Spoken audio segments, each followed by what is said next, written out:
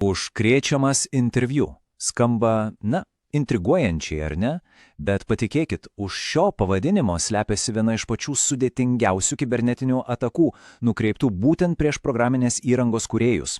Ir ji yra tokia pat klastinga, kaip ir skamba. O dabar pasiruoškit, nes šis skaičius tikrai priverčia stabtelėti. Daugiau nei 50 000. Ir čia, patikėkit, kalba eina ne apie kažkokius paspaudimus socialiniuose tinkluose. Tai kur kas rimčiau.